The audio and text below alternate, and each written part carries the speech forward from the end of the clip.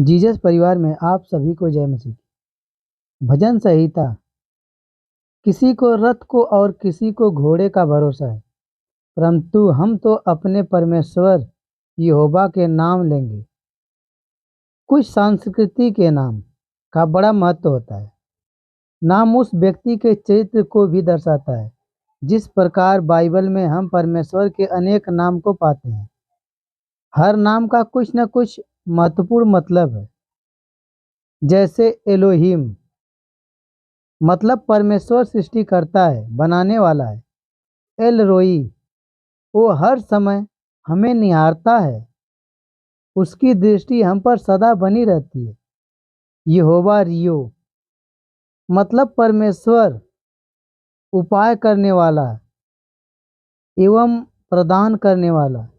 ये नाम परमेश्वर की महानता के विषय में वर्णन करते हैं। भजनाकार के अनुसार कई बार लोग भौतिक वस्तुएं और चीज़ों पर भरोसा करते हैं, जैसे मजबूत रथ और ताकतवर घोड़ा, या यूँ कहें अपने धन, अपने बैंक बैलेंस। कई बार हम अपने बल और शरीर पर भी भरोसा करते हैं, लेकिन भजनाकार बताते हैं वह उस परमेश्वर पर भरोसा करता है हालांकि जो दिखाई नहीं देता। जो वस्तुएं दिखाई देती है उनकी सामर्थ्य सीमित है, लेकिन जो यहोवा पर भरोसा करता है उसकी सामर्थ्य असीमित है, जिसे हम परमेश्वर के वचन में देख सकते हैं। उसे अपनी पहली प्राथमिकता बनाओ, वो आपके लिए सब कुछ पूरा करेगा। इफिसियों के 6 अध्याय 10 और 11 वचन। निदान प्रभु में और उसकी शक्ति के प्रभाव में बलवंत बनो। परमेश्वर के सारे हथियार बांध लो और तुम शैतान की युक्तियों के सामने खड़े रह सको। कई बार हम शैतान की शक्ति को बहुत ज़्यादा चढ़ बढ़कर आंकते हैं और कई बार हम बहुत ही हल्के में ले लेते हैं। ये दोनों अति कठिन नहीं है। इस उपरोक्त वचन में संत पौलुस कहते हैं कि जब हम प्रभु यीशु मसीह में हैं, तो हमें उसी सामर्थ्य के आगे बढ़ना चाहिए। हम सभी एक आत्मिक युद्ध में हैं। हमें हर दिन प्रभु में और उसकी शक्ति के प्रभाव में बलवंत होते रहना चाहिए और परमेश्वर के सारे हथियार बांध लेना या बांधना, और फिर तब हम शैतान की युक्तियों के सामने खड़े रह सकेंगे। वह जिसने इस संसार को बनाया, वह जानता है कि उसे किस रीति से चलना है और यह भी मालूम है आपको किस रीति से चलाना है। वह आपके लिए सब कुछ पूरा करेगा। यशायाह के 26 अध्याय 3 वचन।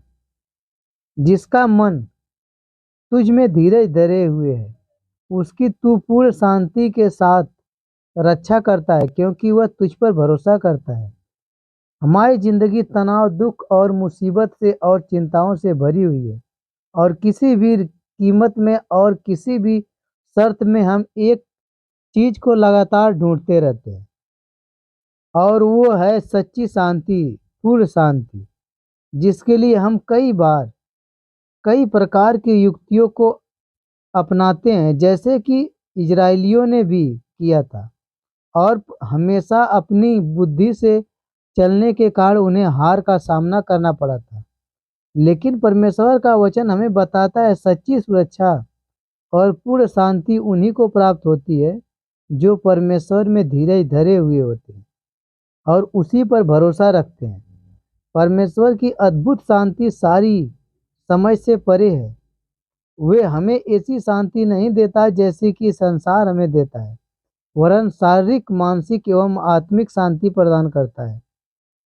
हम भी अपना मन उसकी भलाइयों एवं उसकी महानता एवं उसके उद्देश्य पर लगाएं। विश्वास करें वो भला परमेश्वर है, उसकी करुणा सदा की है। उसके सामने आने वाले विश्वास रखना चाहिए कि वह है और अपने दिल से खोजने वाले पर प्रतिफल देता है।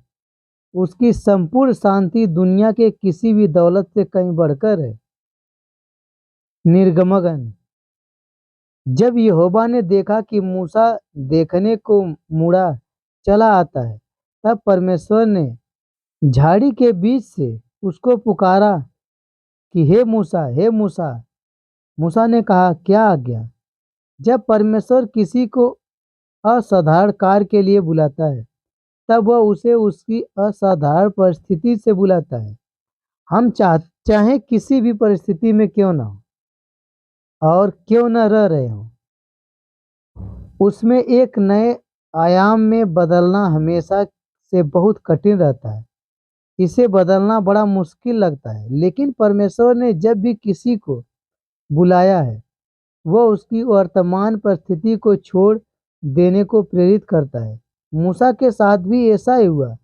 जब उसे मूसा को एक असाधारण कार्य के लिए बुलाना था, तो उसे फिरौन के राजमहल से निकाला और उसे मरुभूमि का एक और जंगल का अनुभव प्रदान करने के बाद फिर उसे अपने इजरायली लोगों को मिस्र की गुलामी से आज़ाद करने के लिए वापस फिर से मिस्र में भेजा।